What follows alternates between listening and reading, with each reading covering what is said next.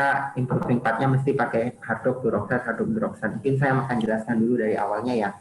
Kita dari Timbang Das Group ini kita bekerja sama dengan SSAB Group sebagai hardtop third party center. Nah, di sini kita sebagai hardtop third party center mempunyai kelegalan atau suatu hak di mana kita sebagai manufaktur yang kualitas untuk menggunakan produk hardtop baik secara produk maupun pelayanannya. Jadi kita juga bisa istilahnya membantu bapak-bapak, misalkan saya udah beli hardtop nih platnya, tapi kok sering mengalami ini ya, maksudnya kurang dari 1 tahun dia sudah istilahnya udah abrasif atau gimana, itu kemungkinan bisa platnya palsu. Itu bisa kita bantu sebagai hardtop repair center untuk kita bantu cek apakah benar platnya ini asli atau bukan. Itu karena hardtop repair center punya kewenangan untuk cek itu keaslian dari produk hardtop itu sendiri.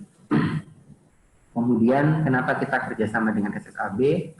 Itu karena pertama ya, kita tahu SSAB ini kan ini ya, perusahaan manufaktur baja yang mengglobal istilahnya, kualitasnya sudah tidak diragukan lagi. Dia punya masuk beberapa sektor dan kita rasa salah satunya adalah sektor di energi tadi. Nah, kemudian kita sering kali dengar nih, kalau rekan-rekan dengar dari mana bapak-bapak kan, dari rekan saya sering presentasi ada hardtop duroxat ini apa, kenapa kok kita mengaplikasikan kedua plate tersebut tuh kepada polymer part. Jadi mungkin saya jelaskan dulu pentingnya. Poin pentingnya ini pada hardtop ada 3 poin. Jadi di sebelah kiri ini bisa dilihat jadi plate yang bendable, terus tahan suhu dan punya ketahanan benturan yang baik meskipun permukaannya itu ibaratnya lebih rata atau lebih mulus. Nah, di sini yang membedakan dia daripada casting steel atau besi biasa atau besi biasa itu ya dikarenakan hardtop ini mempunyai daya tarik atau daya tahan yang sangat bagus terhadap benturan dibanding casting steel lainnya. Terus kalau untuk duroxat cuman karena dia ketahanan suhunya itu sampai dengan 250, maka ya beda dengan duroxat nih Pak. Kenapa kita pakai duroxat itu? Pertama, duroxat itu overlay plate, jadi base plate ditambahkan CCO. CCO itu apa? Chromium carbide overlay. Jadi ditambahkan overlay dan itu mempunyai daya tahan suhu sampai 350. Kemudian permukaannya memang kasar. Nah, di sini yang dititik beratkan adalah ketahanan suhu yang sampai panas itu, maka dari itu kita apply-kan di area meltite. Kita nggak cuma apply-kan di polymer part saja ya Pak. Jadi hardtop duroxat ini kita juga bisa nanti sebagai contoh mungkin di duroxat. Mungkin kalau di daerah area mill atau di body millnya sering mengalami abrasif atau mengalami suatu keadaan yang bolong atau gimana, itu kita bisa bantu dengan memberikan lapisan plate duroxat supaya kebocorannya tidak ada lagi di dinding-dinding millnya itu sendiri. Kalau untuk hardtop bisa kita apply-kan ke beberapa part dengan catatan di beberapa part itu tidak mencapai suhu yang ekstrim seperti di area mill site itu tadi. Nah, ini contoh lapisan dari overlay dari duroxatnya itu sendiri. Kita lihat ada layernya. Jadi ada fusion line-nya juga. Jadi ini yang menyebabkan kenapa sering dikatakan duroxat ini premium plate gitu Pak. Oke, terus mungkin alasannya langsung saja kenapa kita harus mengadopsi teknologi terbaru ini. Pertama, kita rasa untuk penggunaan liner nih ya, mesti seringkali kita lihat di beberapa baterai mungkin masih ada nih liner-liner nih, terutama di bagian deflektor atau middle liner. Kita lihat di area situ. Kenapa kok kita bilang suatu kekurangan? Karena seringkali liner itu kan memiliki tingkat abrasif yang lumayan karena sebagai proteksi ya, jadi dia terkena duluan. Nah, di sini kadang kalau di bagian deflektor kan mungkin ada nomor tersendiri. Nah, di sini kadang nomor 1 atau nomor 2-nya nih suka di-maintain. Jadi nomor 1-nya rusak duluan, kadang abrasif, tapi nomor 2-nya enggak. Jadi di sini kadang agak kesusahan untuk maintain-nya.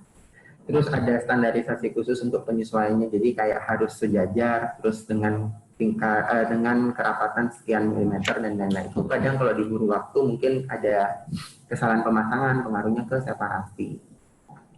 Kemudian lepasnya liner tadi akibat abrasif ini contohnya mungkin pada inner con, keramik linernya sering lepas, jatuh ke bawah. Jadi pengaruhnya ke part-part lain yang bagian grinding roller atau bahkan bagian fan wheel-nya juga bisa. Jadi akibatnya panjang nih ya. Apa yang paling utama paling menyebabkan dari inner con-nya itu bisa bolong itu sendiri. Installation-nya rumit, bisa dikatakan di contohnya di fan wheel, karena biasanya kan ada abrasif pada bautnya, jadi patahan baut itu nyebabin kenapa fan wheel-nya terpaksa akhirnya harus di welding di beberapa keadaan nih, contohnya aja misalkan karena patahan baut tadi itu tidak bisa ditarik, jadi terpaksa fan wheel-nya harus di welding.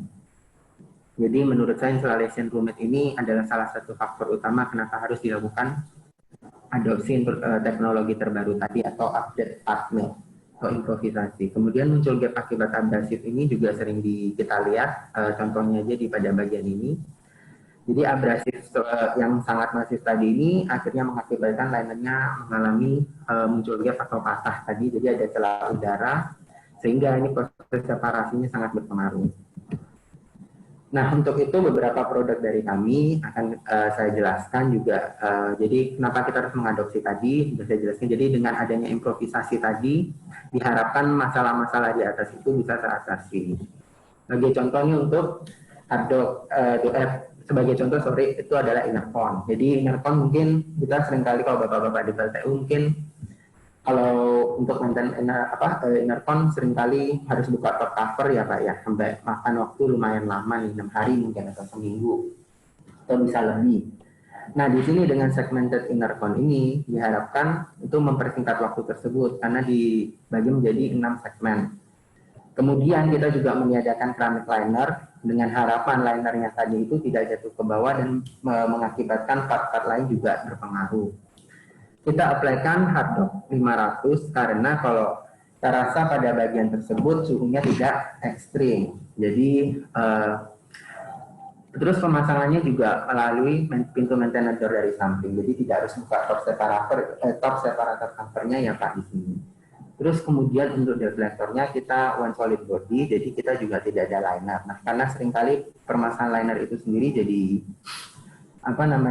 jadi masalah yang lumayan perlu diwaspadai. Kenapa? Karena kadang linernya kalau mengalami abrasif yang cukup masif tadi, yang bisa jatuh dan berakibat fatalnya bisa jatuh mungkin ke area bowl, akhirnya kena ke scraper dan lain-lain.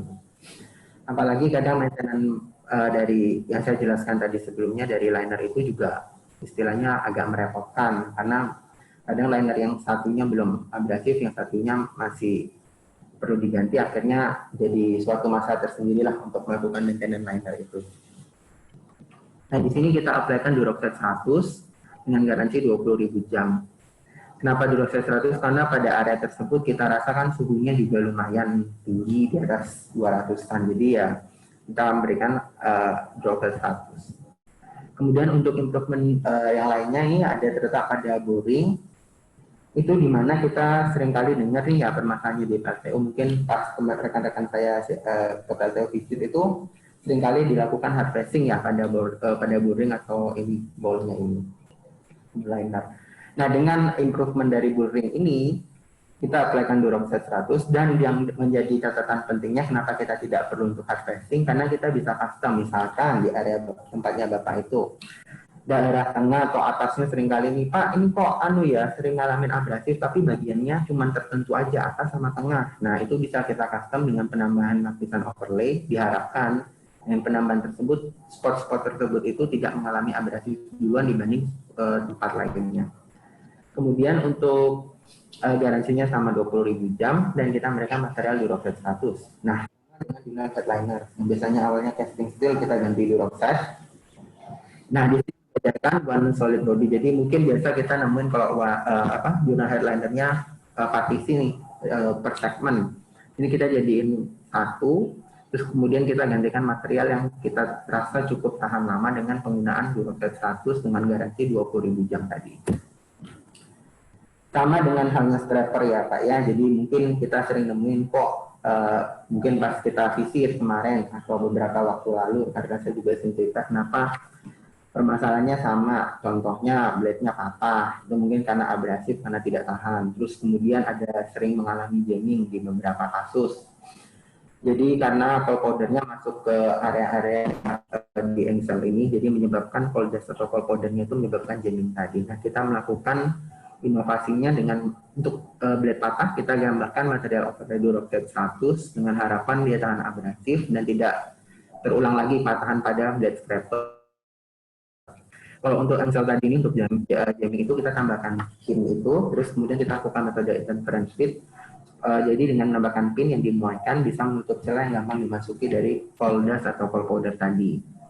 Itu untuk garansi kita beri garansi 12.000 jam. Itu untuk ini adalah long scraper ya Pak, yang kita bilang di ini bagian blade scrapernya ya Pak. Karena long scraper yang sering langsung nyapu ke area nyapu ke coil pirate-nya. Kemudian untuk HP ini khusus dari untuk improvement dari Trunion untuk HP Colmil 1163. Jadi kan kita tahu Trunionnya beda ya, HP 1163 itu di mana masih menggunakan baut sebagai konektor. Lain halnya dengan HP 963 di mana itu masih menggunakan welding ya. Jadi di sini ada kekurangan tersendiri dari desain yang ada. Kita samakan seperti SP963 tadi. Oke, saya jelaskan dulu. Jadi karena dia menggunakan baut sebagai konektor, terus lama-kelamaan dalam jangka panjang nih Pak, dia akan mengalami keretakan seperti pada gambar ini.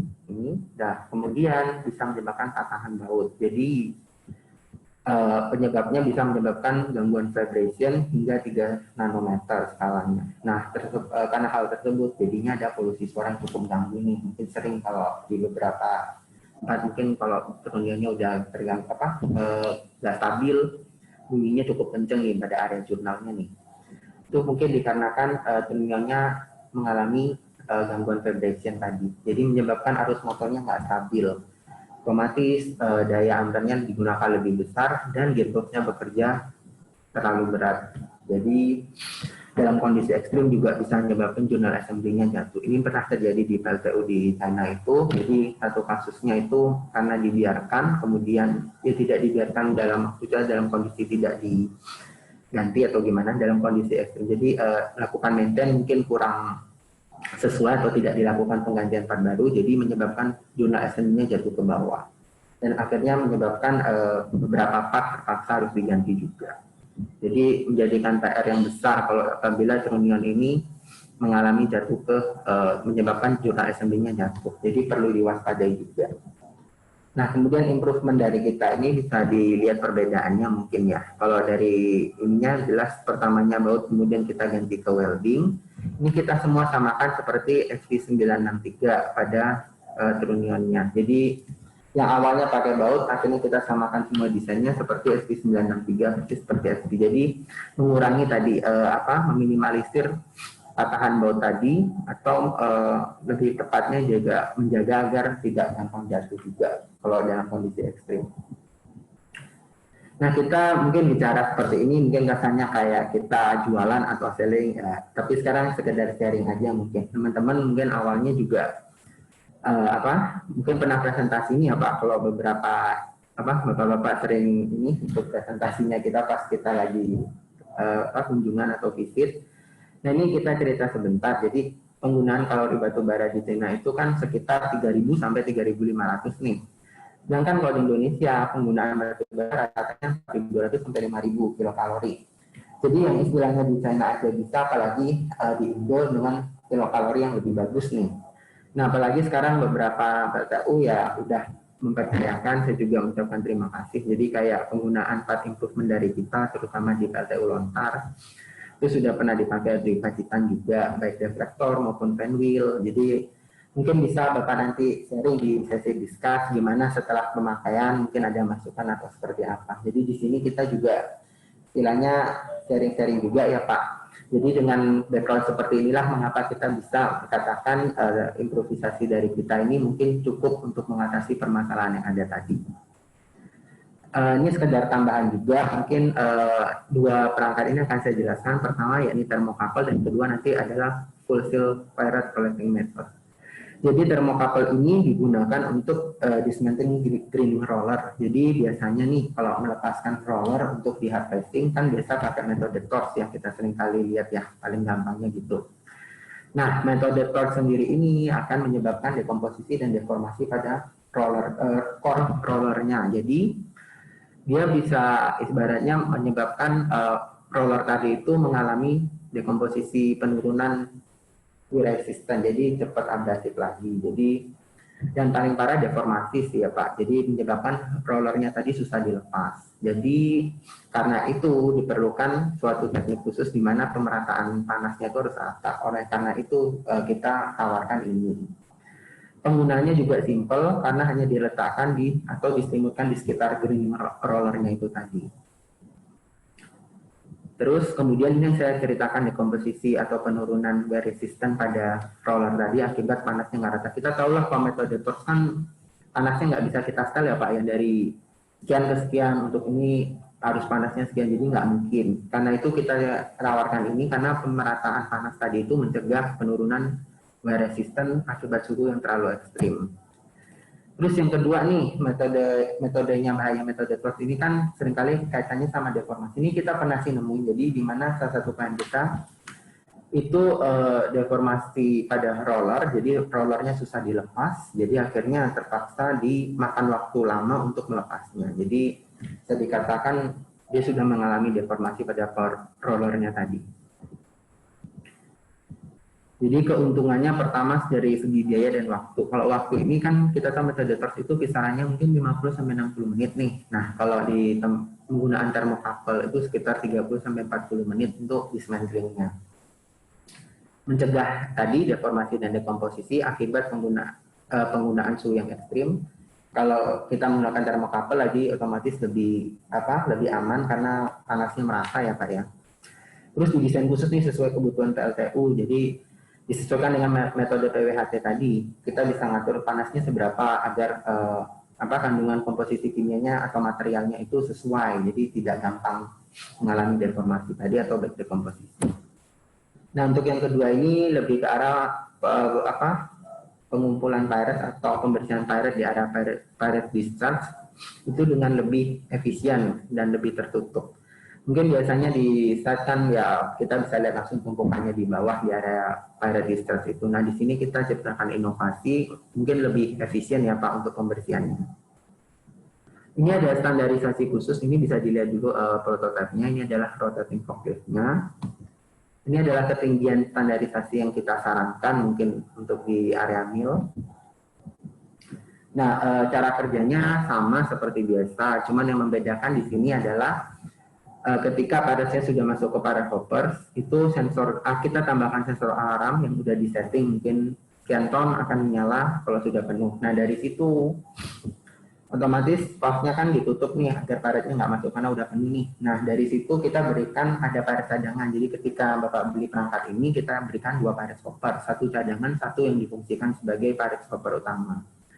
Nah setelah penuh, paras hopper penuh tadi itu diangkut oleh forklift tadi, dibuang ke area yang sudah ditentukan sebagai tempat pembuangan paras tadi. Terus gunakan paras yang tadi, paras hopper cadangan tadi sebagai gantinya tadi. Ketika yang parasnya yang sudah paras hopper yang penuh tadi dibuang ke sini. Ini salah satu contohnya Pak. Jadi rotating forklift-nya tuh gunanya seperti apa? Jadi mempermudah pada bagian ininya untuk mengangkut parasnya, kemudian bisa diangkat seperti ini dan dilakukan pembuangan paras tadi. Ini adalah salah satu contoh paras hoppernya. Oke, untuk sesi diskusinya, ya, terima kasih atas waktu dan kesempatannya. Jadi sekarang kita akan mulai diskusinya, mungkin bisa sharing dulu dari mana gitu Pak. Silakan kalau ada pertanyaan, bisa ditanyakan.